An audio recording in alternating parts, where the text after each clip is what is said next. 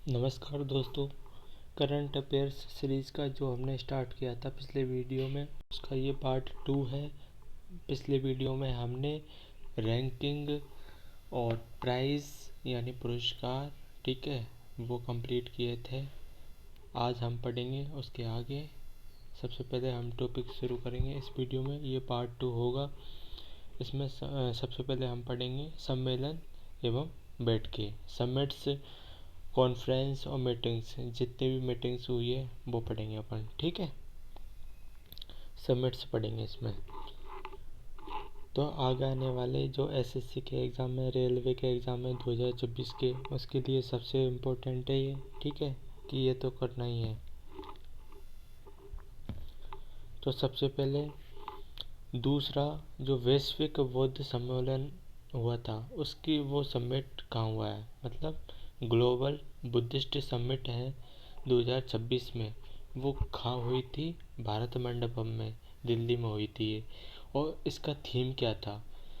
सामूहिक ज्ञान, एकजुट स्वर और परस्पर सह अस्तित्व, ठीक है। तो इसमें क्या याद रखना है सबसे इम्पोर्टेंट, कि कहाँ हुई थी? भारत मंडपम, नई दिल्ली में हुई थी। दूसरी, वैश्विक बौद्ध सम्मेलन।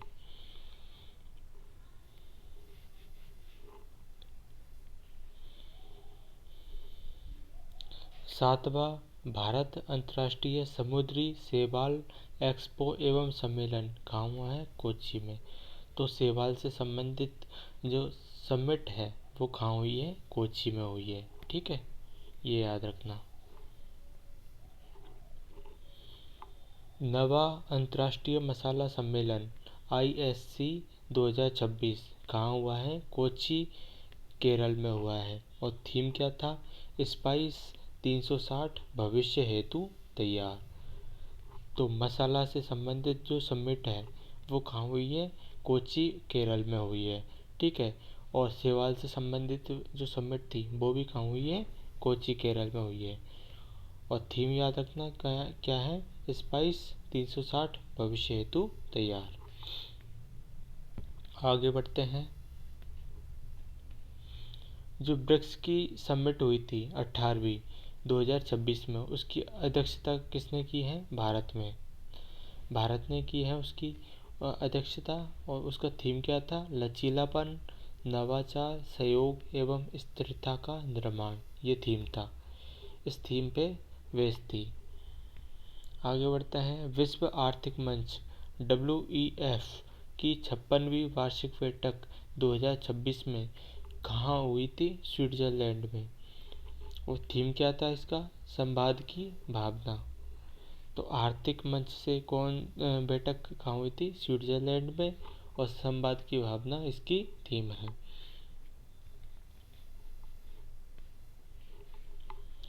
भारत स्टील 2026 शिखर सम्मेलन कहाँ हुआ था? नई दिल्ली में।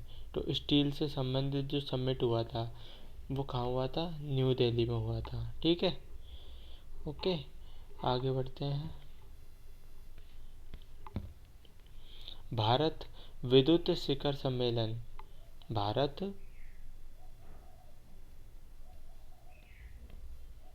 भारत विद्युत शिखर सम्मेलन जो समिट है 2026 की, भारत इलेक्ट्रिसिटी समिट 2026 की कहाँ हुई थी?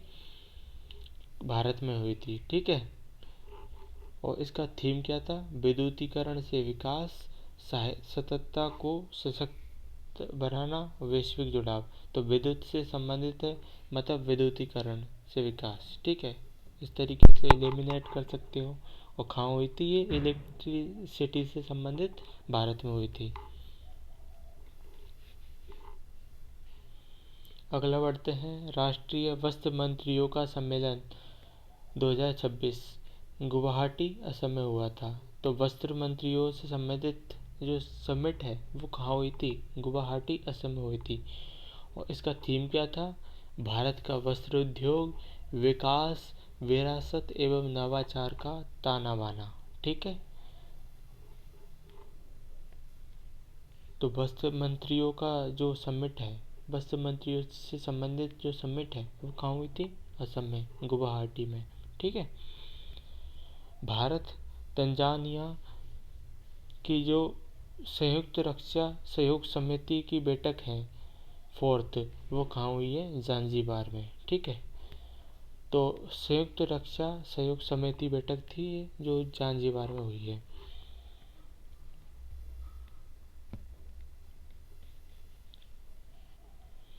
ब्लैक स्वान समिट इंडिया में कहाँ हुई है?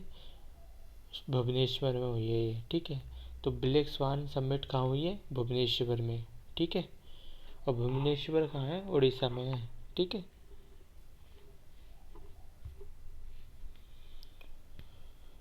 अंतर्राष्ट्रीय शिखर सम्मेलन 23वां हैदराबाद अंतर्राष्ट्रीय सम्मेलन केंद्र HICC ये है। ठीक है, तो 23वां अंतर्राष्ट्रीय शिखर सम्मेलन है, कौन सा है? हैदराबाद में हुआ है अंतर्राष्ट्रीय सम्मेलन केंद्र HICC, और इसका थीम क्या था? तेलंगाना राइजिंग 2047 विश्व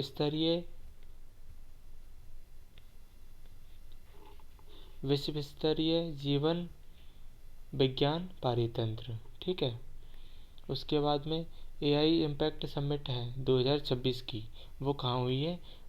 भारत मंडपम में हुई है, न्यू दिल्ली में, और इसकी थीम क्या थी? सबके लिए कल्याण, सबके लिए खुशहाली। इम्पोर्टेंट है। ठीक है, तो AI इम्पैक्ट समिट 2026 कहाँ हुई है? भारत मंडपम में।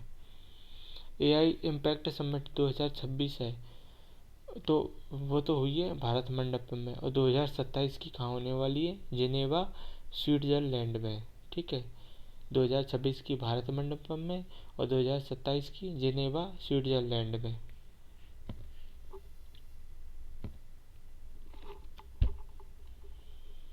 G20 नेताओं का शिखर सम्मेलन कहाँ हुआ था? मियामी में हुआ था। कहाँ हुआ था? मियामी में।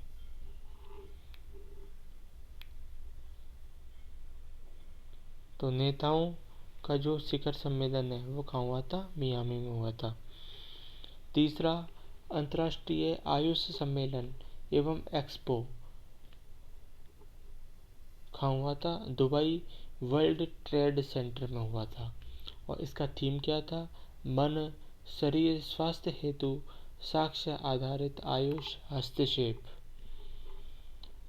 चौथा, विश्व महासागर विज्ञान कांग्रेस 2026 कहाँ हुआ था?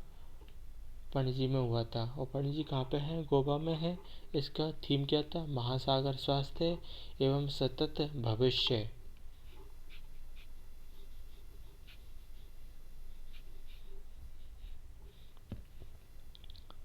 जो मोबाइल वर्ल्ड कांग्रेस 2026 की जो समिट है वो कहाँ हुई थी? बार्सिलोना स्पेन में। तो मोबाइल से संबंधित जो समिट है वो कहाँ हुई है? स्पेन में हुई है, और स्पेन का शहर है बार्सिलोना, उसमें हुई है। 11वां रायसीना डायलॉग 2026 कहाँ हुआ है? नई दिल्ली में। तो इसको कैसे याद रख सकते हो? रायसीना पहाड़ियाँ कहाँ है? न्यू दिल्ली में। ठीक है, तो कहाँ हुई है ये समिट? नई दिल्ली में हुई है, और थीम क्या था इसका? संस्कार, दृढ़ता, समायोजन, प्रगति। थीम क्या था इसका? संस्कार, दृढ़ता, समायोजन, प्रगति।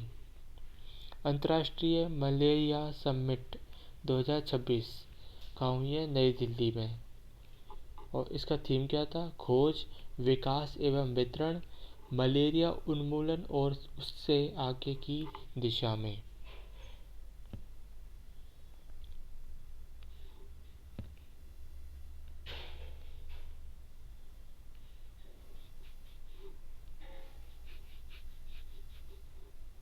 आगे बढ़ते हैं हम। G7 जो शिखर समिट है वो कहाँ हुई थी? फ्रांस में हुई थी। ठीक है, तो G7 शिखर सम्मेलन कहाँ हुई थी? फ्रांस में हुई थी।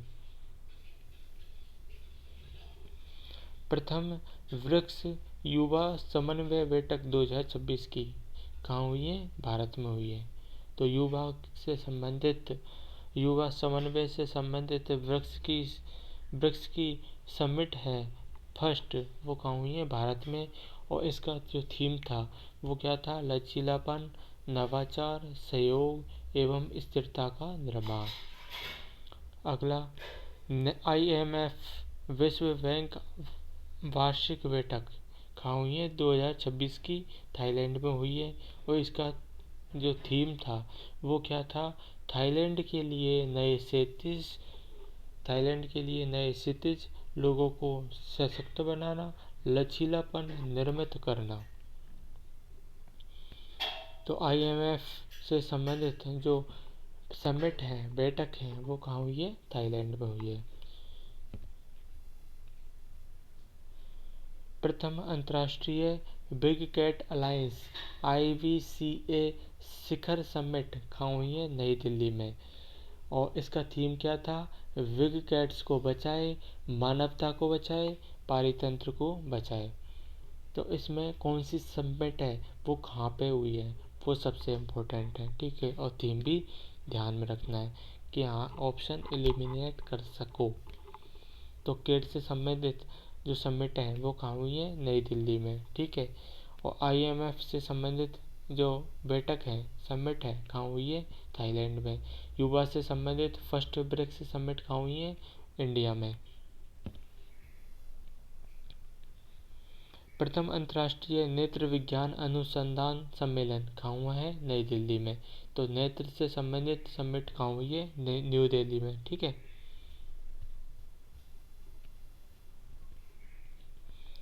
किम्बरली प्रोसेस अंतर सत्रीय बैठक 2026 की कहाँ पे हुई है? मुंबई में हुई है। किम्बरली प्रोसेस अंतर सत्रीय बैठक 2026 की कहाँ हुई है? मुंबई में हुई है।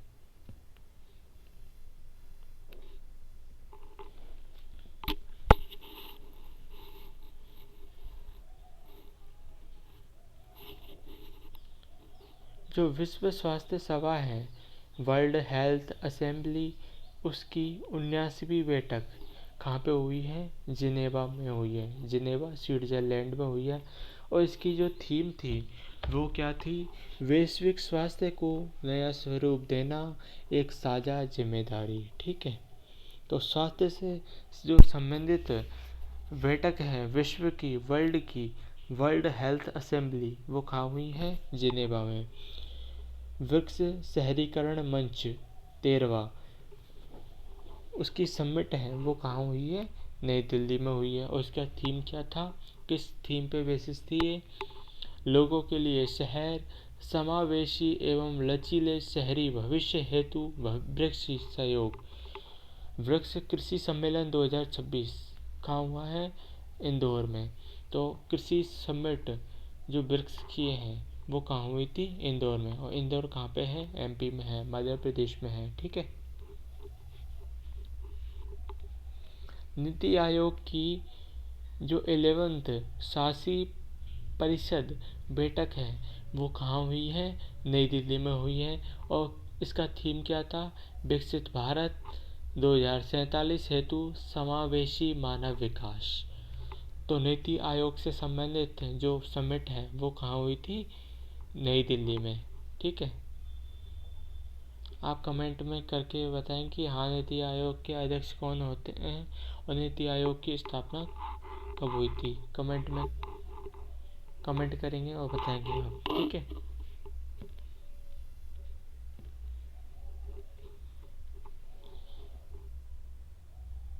एक 114वां अंतर्राष्ट्रीय श्रम सम्मेलन ILC, उसका कहाँ हुई थी ये समिट? जिनेवा स्विट्जरलैंड में हुई थी। ठीक है, और जो 11वीं ऊर्जा मंत्रियों की बैठक है वो कहाँ हुई है? गुरुग्राम में हुई है। तो ऊर्जा मंत्रियों की बैठक कहाँ हुई है? गुरुग्राम में हुई है।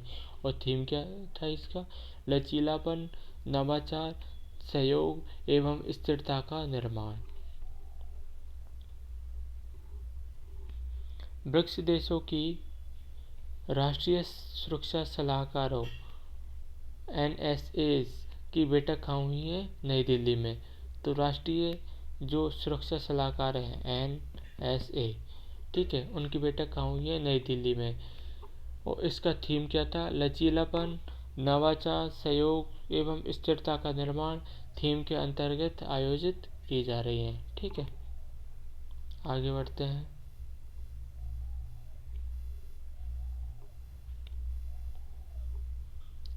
तो 2026 में जो भी जनवरी से जून 2026 में जितनी भी समिट्स बैठक मीटिंग्स हुई थी वो हमने कंप्लीट कर लिए। अब हम पढ़ेंगे जो भी न्यूज़ में जो डिफेंस से संबंधित न्यूज़ है वो पढ़ेंगे, रक्षा समाचार से संबंधित। ठीक है।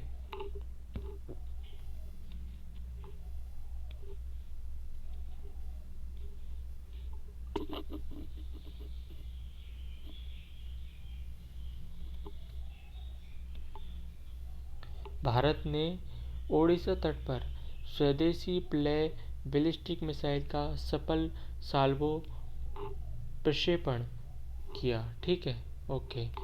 तो जो बैलिस्टिक मिसाइल है उसका सफल साल्वो प्रक्षेपण है वो भारत के किस तट पर किया गया है? ओडिशा तट पर। ठीक है, तो ये याद रखना है कि कहाँ से किया गया है? ओडिशा तट पर। ठीक। खड़की सैन्य स्टेशन पर सैन्य नागरिक संगम अभ्यास साझा शक्ति आयोजित हुआ। तो जो साझा शक्ति है, अभ्यास है, वो किस स्टेशन पर आयोजित हुआ? खड़की सैन्य स्टेशन पर। ठीक। भारतीय तटरक्षक बल आईसीजी, श्रीलंका तटरक्षक बल एसएलसीजी एवं मालदीव राष्ट्रीय रक्षा बल तटरक्षक के बीच द्विवार्षिक त्रिपक्षीय तटरक्षक अभ्यास दोस्ती 17 का 17वां संस्करण माले मालदीव में शुरू हुआ था। ठीक है, तो इसमें क्या याद रखना है आपको कि जो अभ्यास दोस्ती है 17, उसका जो 17वां संस्करण है वो कहाँ हुआ था? पहली चीज़ तो ये कहाँ हुआ था? माले मालदीव में हुआ था। और किन किन के बीच में हुआ था? एक तो मालदीव का राष्ट्रीय रक्षा बल था, श्रीलंका का तटरक्षक बल था और भारतीय तटरक्षक बल था। ये 3 सम्मिलित थे।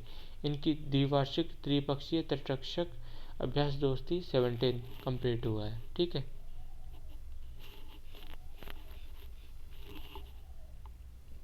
आगे बढ़ते हैं।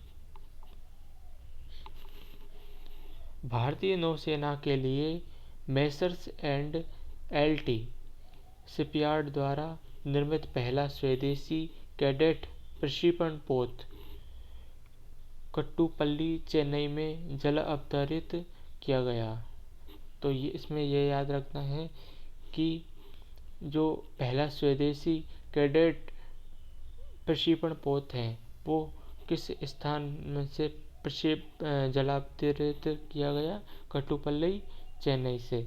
ठीक है, और ये भारतीय नौसेना के लिए और किसके द्वारा?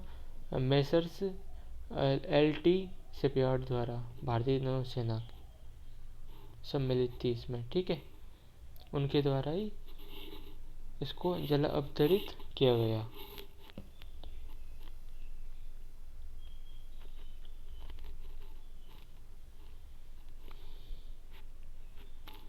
भारतीय सेना एवं आईटीबीपी भारत तिब्बत सीमा पुलिस ने अरुणाचल प्रदेश में सीमावर्ती क्षेत्रों में अंतर्बल परिचालन तालमेल मजबूत करने हेतु 6 दिवसीय संयुक्त प्रशिक्षण अभ्यास अग्नि परीक्षा संपन्न किया।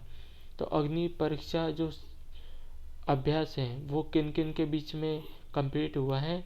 भारतीय सेना और आईटीबीपी है उनके बीच में कंप्लीट हुआ है। और कहाँ हुआ है ये? अरुणाचल प्रदेश के जो सीमावर्ती क्षेत्र हैं उनमें कंप्लीट हुआ है ये। 6 दिवस यानी 6 दिन का ये प्रैक्टिस थी, अभ्यास था, संयुक्त अभ्यास था ये। ठीक है, आगे बढ़ते हैं। मिलन 2026 भारतीय नौसेना द्वारा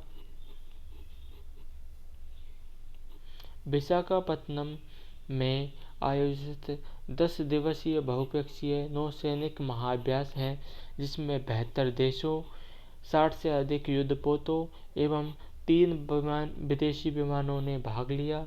यह अभ्यास अमेरिका, रूस, जापान, जर्मनी एवं फिलीपींस जैसी शक्तियों के साथ सौहार्द, सहयोग, सहभागिता थीम के तहत समुद्री सहयोग पर केंद्रित है। तो इसमें ये याद रखना है जो मिलान 2026 है कहाँ पे हुआ है, विशाखापत्तनम में हुआ है, पहली चीज़ तो ये याद रखना है। और ये 10 दिन का बहुपक्षीय नौसैनिक महाअभ्यास था और इसका थीम क्या था, सौहार्द सहयोग सहभागी था।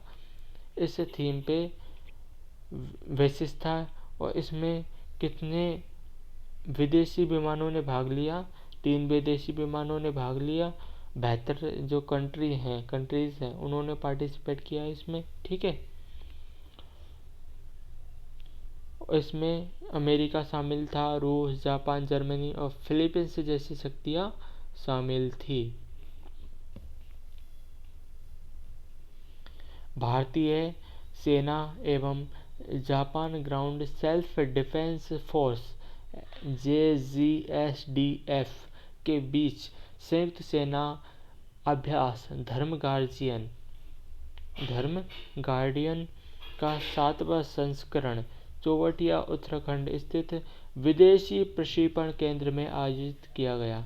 तो इसमें ये याद रखना है कि धर्म गार्डियन या धर्म गार्जियन जो अभ्यास है वो किन किन देशों की बीच में हुआ था। ये संयुक्त सैन्य अभ्यास है भारतीय सेना के बीच में और जापान का जो ग्राउंड सेल्फ डिफेंस फोर्स है उसके बीच में हुआ था। और कहाँ पे हुआ था, ये 7वां संस्करण था, ये हुआ था चौबटिया उत्तराखंड में। ये इम्पोर्टेंट है, कहाँ हुआ था, चौबटिया उत्तराखंड में हुआ था ये।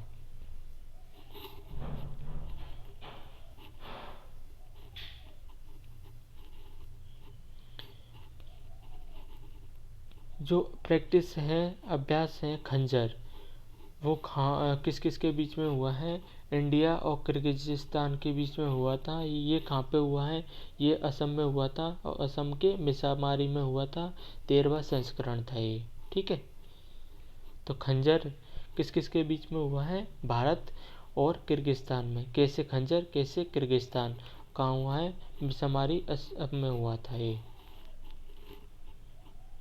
नेक्स्ट पढ़ेंगे वज्र प्रहार, वो किस किस के बीच में हुआ है, भारत और अमेरिका के बीच में हुआ है, ठीक है। तो वज्र प्रहार वो किस किस के बीच में हुआ है, भारत अमेरिका के बीच में हुआ है। कहाँ पे हुआ ये, हिमाचल प्रदेश के जो बकलोह हैं उसमें उस स्थान पे हुआ है। 16वां संस्करण था ये।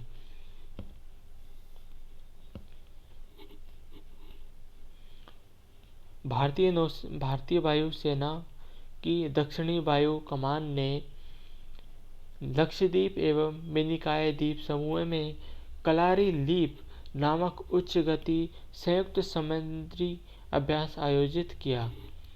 जो कलारी लीप समुद्री अभ्यास है वो किसने स्टार्ट किया है, भारतीय वायुसेना की जो दक्षिणी वायु कमान है उसने। और कहाँ पे, लक्षद्वीप एवं मिनिकॉय जो द्वीप समूह है उसमें अभ्यास आयोजित किया है।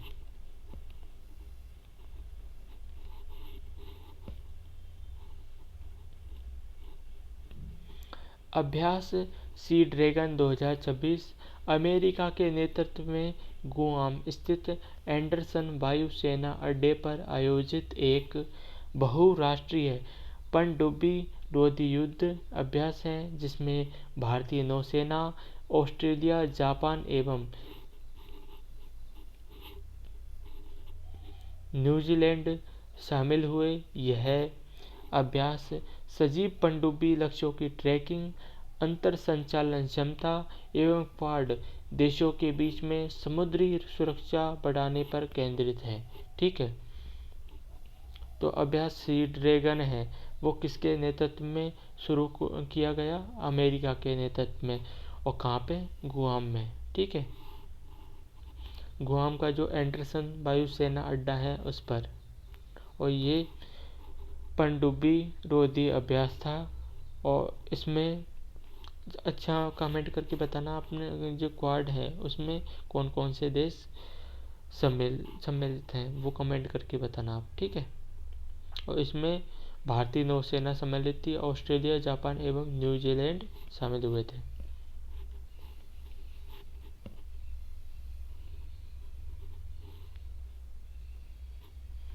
फ्रीडम शील्ड अमेरिका एवं दक्षिण कोरिया की सेनाओं द्वारा आयोजित एक वार्षिक संयुक्त सैन्य अभ्यास है। तो फ्रीडम शील्ड है, वो किस किस के बीच में हुआ था? अमेरिका और दक्षिण कोरिया की सेना है उनके बीच में हुआ था। तो फ्रीडम शील्ड किससे रिलेटेड है? अमेरिका और दक्षिण कोरिया से रिलेटेड है, ये याद रखना है, ऐसे याद रख सकते हो आप। ठीक है। भारत सेशल्स संयुक्त सैन्य अभ्यास लामितीय 2026 का 11वां संस्करण सेशल्स रक्षा अकादमी में आयोजित हुआ। तो लामितीय जो 2026 संयुक्त सैन्य अभ्यास है वो किस किस के बीच में हुआ है? भारत सेशल्स। आप बताएंगे कि नरेंद्र मोदी, प्रधानमंत्री नरेंद्र मोदी हैं, उसको सेशल्स का सर्वोच्च जो नागरिक सम्मान प्राप्त हुआ है वो कौन सा है? कमेंट करके बताएंगे आप। ठीक है। और ये कहाँ हुआ था? 11वां संस्करण था ये, सेशल्स की जो रक्षा अकादमी है उसमें हुआ था ये। ठीक है।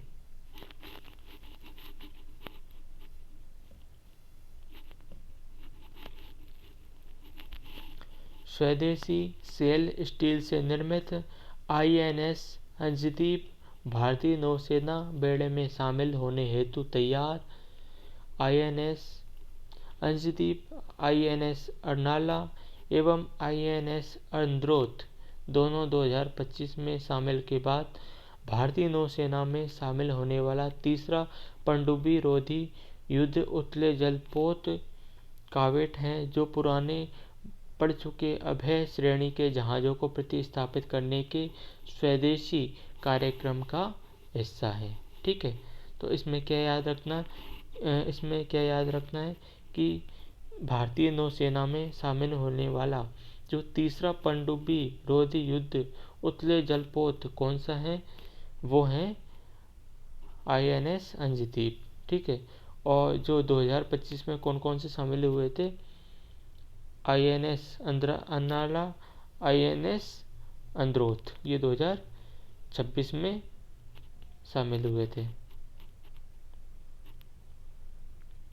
और ये स्वदेशी स्टील से निर्मित है। ठीक है।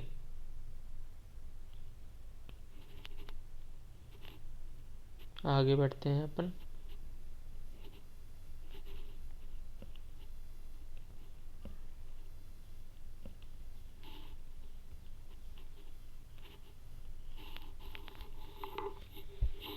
सागर डिफेंस इंजीनियरिंग प्राइवेट लिमिटेड ने आंध्र प्रदेश के नेल्लोर जिले में विश्व के पहले स्वायत्त समुद्री जहाज निर्माण एवं प्रणाली केंद्र की आधारशिला रखी।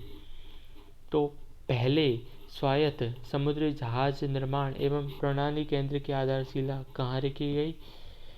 आंध्र प्रदेश के नेल्लोर जिले में। और विश्व का ये पहला स्वायत्त समुद्री जहाज निर्माण एवं प्रणाली केंद्र था। ठीक है। और किसने रखी? सागर डिफेंस इंजीनियरिंग प्राइवेट लिमिटेड ने।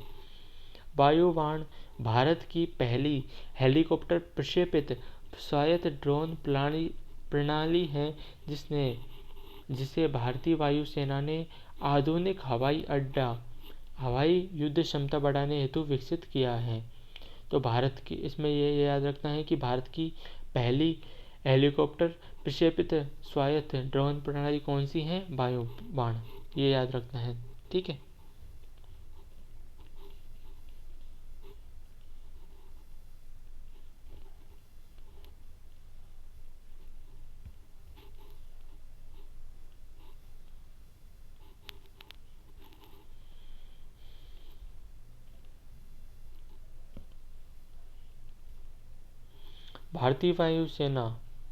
भारतीय वायुसेना की त्रिशक्ति कोर ने भूस्खलन से बाधित सड़क संपर्क के बाद उत्तरी सिक्किम के लाचेन में फंसे पर्यटकों को निकालने हेतु ऑपरेशन हिम सेतु शुरू किया।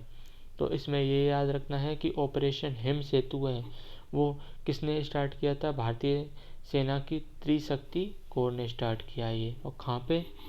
उत्तरी सिक्किम के लाचेन में। ठीक है।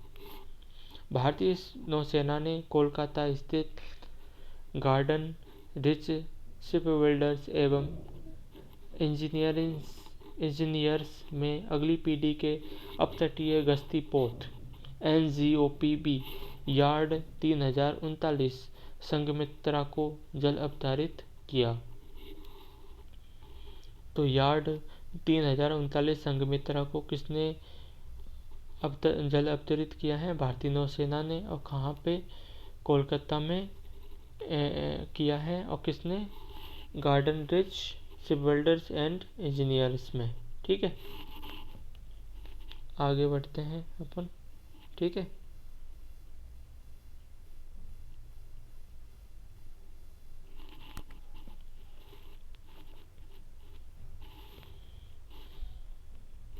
जो INS इक्ष्क एवं INS तरकश ने सेशल्स के 50वें राष्ट्रीय दिवस समारोह में भाग लिया। जो सेशल्स में 50वां राष्ट्रीय दिवस समारोह हुआ था, उसमें किस किसने पार्टिसिपेट किया था? ये इम्पोर्टेंट है। ठीक है, किसने पार्टिसिपेट किया है? INS इक्ष्क और INS तरकश ने। तो ऐसे याद रख लेना, इक्ष्क और तरकश ने पार्टिसिपेट किया था। युद्धपोत निर्माता कंपनी GRSE को नवरत्न का दर्जा प्रदान किया गया, जो 29वां नवरत्न केंद्रीय सार्वजनिक उपक्रम CPSE बना। तो नवरत्न का दर्जा किसको प्राप्त हुआ है? युद्धपोत निर्माता कंपनी को नवरत्न का दर्जा प्राप्त हुआ है। ठीक है, ओके।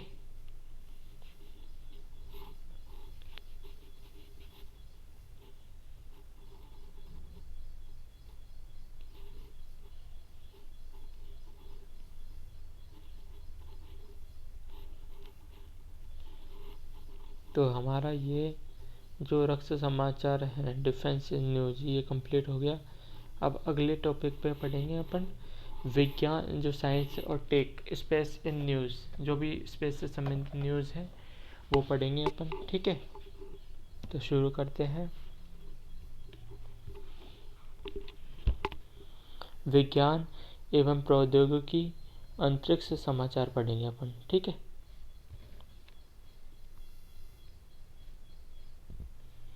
हैदराबाद की स्टार्टअप कंपनियों टेक मी टू स्पेस एवं इओन स्पेस लैब्स ने श्रीहरिकोटा से प्रक्षेपण हेतु 14 किलोग्राम वजनी पृथ्वी अवलोकन उपग्रह तैयार किया।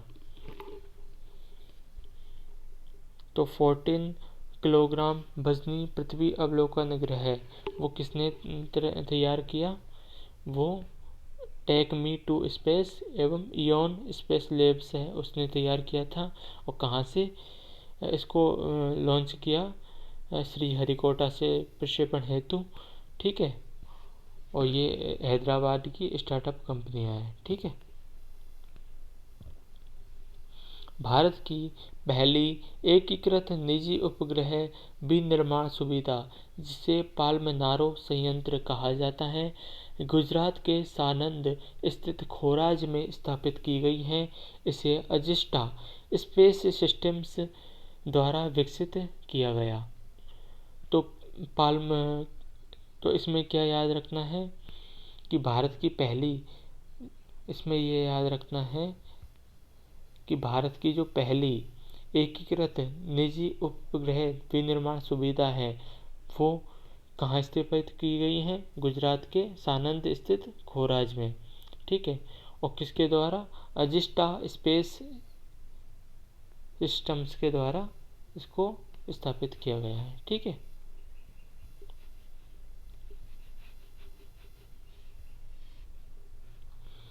भारतीय राष्ट्रीय अंतरिक्ष एवं प्राधिकरण केंद्र ने अपनी सैटेलाइट बस एज ए सर्विस पहल के तहत स्वदेशी लघु उपग्रह बस प्लेटफॉर्म विकसित एवं प्रक्षेपण करने हेतु 3 भारतीय स्टार्टअप एस्ट्रोम टेक्नोलॉजीज, अजिस्टा इंडस्ट्रीज एवं ध्रुव स्पेस का चयन किया। ठीक है,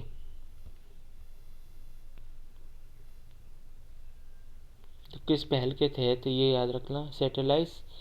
सैटेलाइट बस एज ए सर्विस के तहत। और 3 भारतीय स्टार्टअप है। कौन कौन से 3 भारतीय स्टार्टअप, ये याद रख लेना। एक तो एस्ट्रोम है, एक अजिस्टा है और एक ध्रुव है। अंतरिक्ष तकनीक स्टार्टअप गैलेक्साई ने उन्नत उपग्रह इमेजरी समाधान उपलब्ध कराने हेतु भारतीय अंतरिक्ष अनुसंधान संगठन इसरो की वाणिज्यिक शाखा new space India limited NSIL के साथ डेटा रेसेलर समझौता किया है। ठीक है, तो किसने, जो इसरो के साथ जो समझौता है वो किया है, उन्नत उपग्रह इमेजरी समाधान उपलब्ध कराने हेतु। तो जो गाला XI है, अंतरिक्ष तकनीक स्टार्टअप गैलेक्साई, उसने किसके साथ, इसरो के साथ, ये याद रखना, इसरो के साथ किया था गैलेक्साई ने। ठीक है, आगे बढ़ते हैं अपन। भारतीय निजी अंतरिक्ष startup Agnikul cosmos private limited ने अपने 3D printed rocket booster engine Agnite Agnite का सफल प्रक्षेपण किया।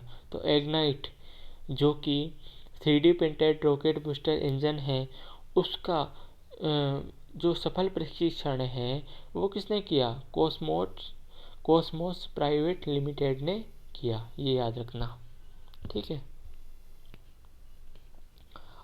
और आर्टेमिस सेकंड मिशन के अंतरिक्ष यात्रियों ने पृथ्वी से लगभग 4.07 लाख किलोमीटर 2,52,756 मील की दूरी तक जाकर अब तक के किसी भी मानव से अधिक दूर जाने का इतिहास रचा है।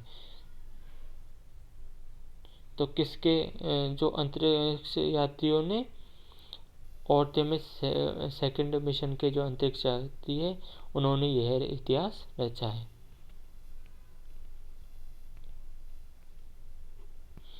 मेटा ने सुपर इंटेलिजेंस की महत्वाकांक्षाओं को बढ़ावा देने हेतु Muse Spark AI model launch किया है। तो म्यूज स्पार्क जो AI मॉडल है वो किसने लॉन्च किया है, मेटा ने लॉन्च किया है, ये याद रखना।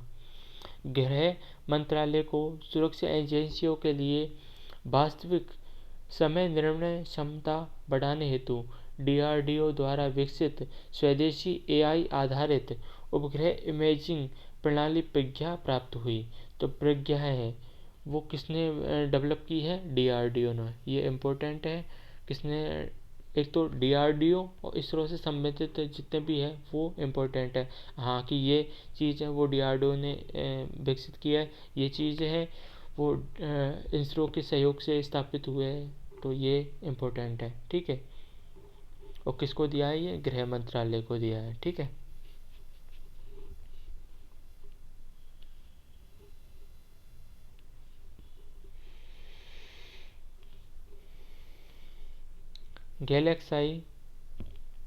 गैलेक्साई ने विश्व के पहले ऑप्टोसार उपग्रह मिशन दृष्टि का प्रक्षेपण किया, जो भारत का सबसे बड़ा निजी तौर पर विकसित पृथ्वी अवलोकन उपग्रह बना।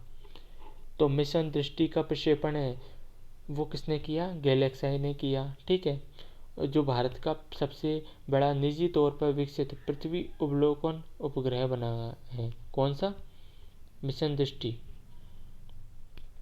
भारत के अंतरिक्ष तकनीक स्टार्टअप पिक्सल ने देश के पहले ऑर्बिटल डेटा सेंटर उपग्रह पाथफाइंडर को विकसित करने हेतु AI कंपनी सर्वम AI के साथ भागीदारी की है।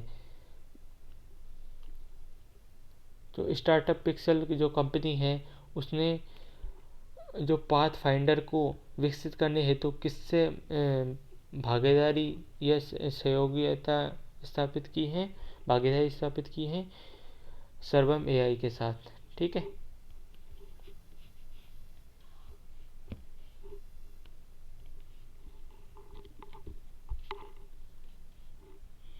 आईआईटी मद्रास ने डीप टेक स्टार्टअप एवं नवाचार पारितंत्र को बढ़ावा देने हेतु अपना पहला अमेरिकी केंद्र शुरू किया।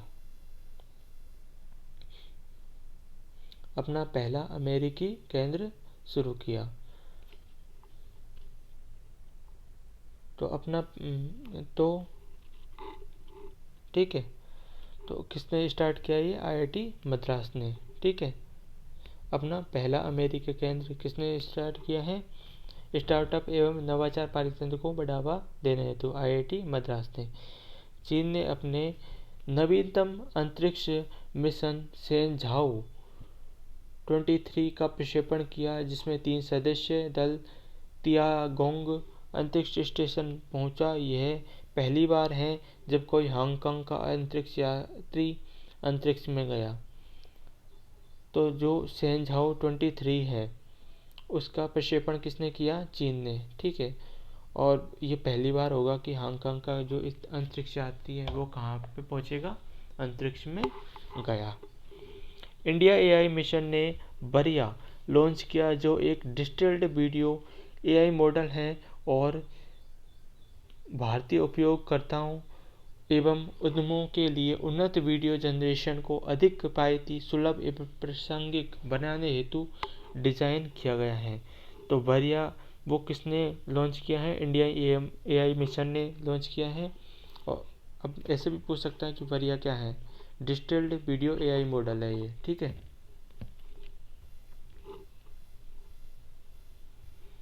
तो अपन ने जो भी स्पेस से संबंधित न्यूज़ थी, डिफेंस से संबंधित न्यूज़ थी, वो अपन कंप्लीट कर चुके हैं। ठीक है,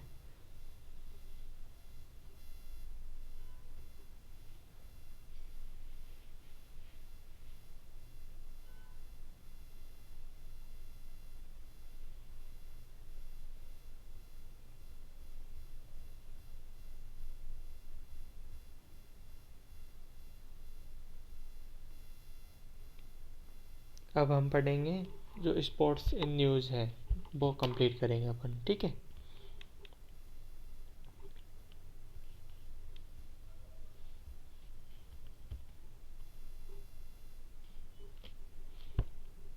तो सबसे पहले हम पढ़ेंगे जो हॉकी इंडिया 2025 के पुरस्कार हैं उनके बारे में पढ़ेंगे अपन। ठीक है,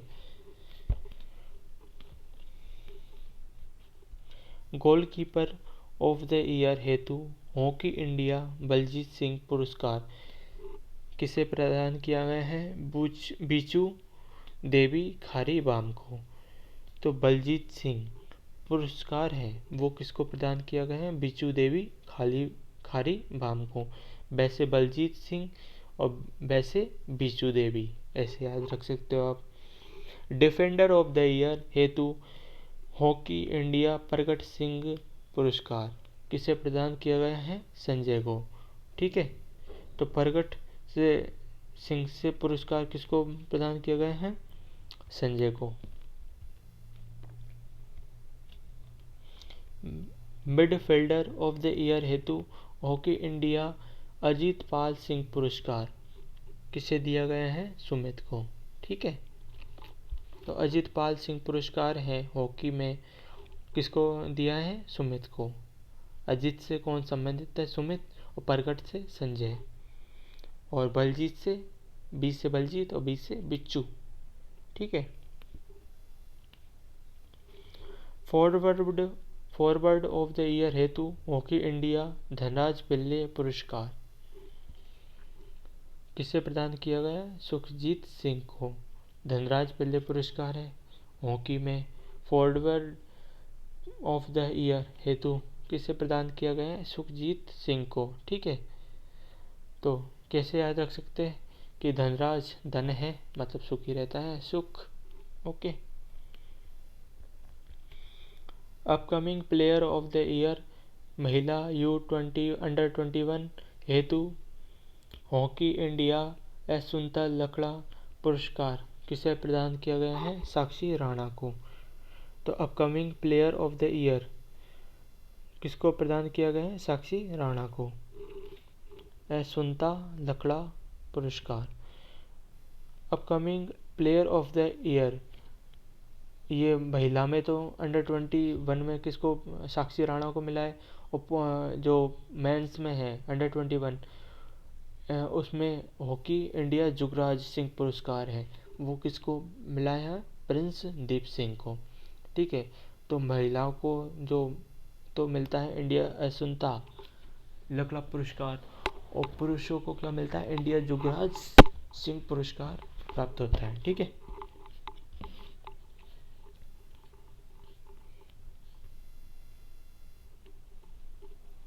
प्लेयर ऑफ द ईयर महिला हेतु hockey India Balbir Singh senior पुरस्कार किसे मिला है, नवनीत कौर को।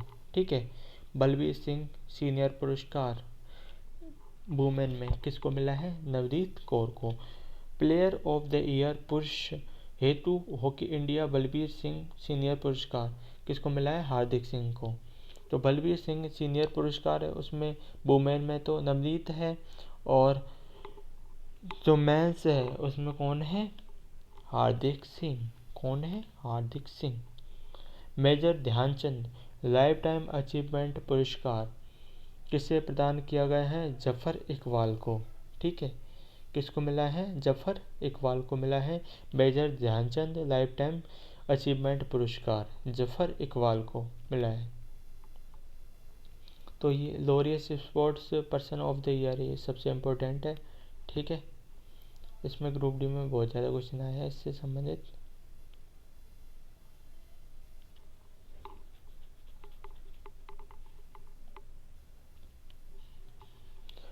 Laureus world sportsman of the year किसको मिला है, कार्लोस अल्काराज को।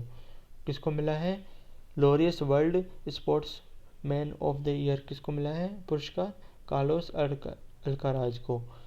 Laureus world sports woman of the year किसे मिला है, आरेना सवालेंका को। तो मैन में तो कौन है, कार्लोस अल्काराज, और वुमेन में कौन है, arena सवालेंका। Laureus world team of the year कौन है, Paris Saint German.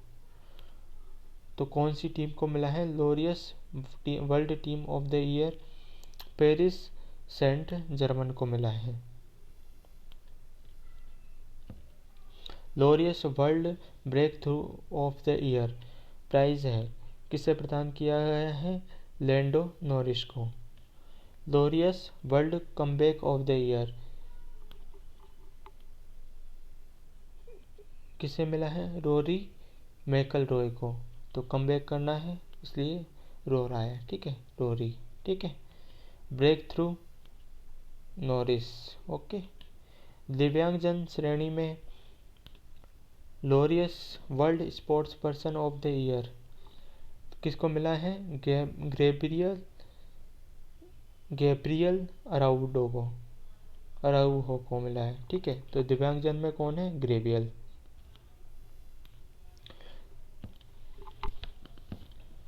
Laureus world action sports person of the year में किसको प्राइज मिला है, क्लो किम को। ठीक है, तो action sports person of the year में किसको प्राइज मिला है, क्लो किम को। Laureus world young sports person of the year किसको मिला है, यामल को। तो यंग, ये वाई से यंग और वाई से यामल को मिला है यंग में। ठीक है, एक्शन में किसको मिला है, किम को। लोरियस स्पोर्टिंग इंस्पायरेशन पुरस्कार किसको मिला है, टोनी क्रूज को। तो इंस्पिरेशन से संबंधित कैसे रिलेट करें, टोनी से रिलेट करेंगे अपन। ठीक है,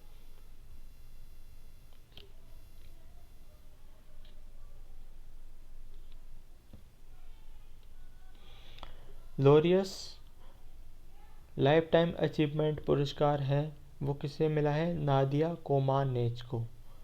लोरियस लाइफ टाइम अचीवमेंट पुरस्कार किसे मिला है, नादिया को। लाइफ टाइम अचीवमेंट पुरस्कार मिला है नादिया को। लोरियस स्पोर्ट फॉर गुड पुरस्कार फुटबॉल मॉस को मिला है। ठीक है, फॉर गुड पुरस्कार किसे मिला है, फुटबॉल मॉस को। तो ये इस सीरीज़ का पार्ट 2 रहेगा, पार्ट 3 इसके बाद में आएगा। तो अगर आपने पार्ट फर्स्ट नहीं देखा है तो उसे पार्ट फर्स्ट को देखिए, फिर पार्ट सेकंड को देखिए। पार्ट सेकंड को देख के भी पार्ट फर्स्ट ही देख सकते हैं। अब नेक्स्ट जो पार्ट 3 आने वाला है, जिसमें हम जो ये स्पोर्ट्स का बाकी टॉपिक बच गया है इस वाला, उसको कंप्लीट करेंगे। अधूरा टॉपिक थोड़ा सा बचा हुआ है स्पोर्ट्स में, और बाकी बहुत सारा बचा हुआ है स्पोर्ट्स में, उसको कंप्लीट करेंगे। और आगे और बाकी स्कीम्स वगैरह हैं, जो भी टॉपिक बचे हुए हैं उनको कंप्लीट करेंगे। नेक्स्ट पार्ट आएगा उसमें, ठीक है। ये यहाँ तक वीडियो को देखने के लिए धन्यवाद। मिलते हैं नेक्स्ट वीडियो में। राधे राधे, जय श्री राम, जय हनुमान।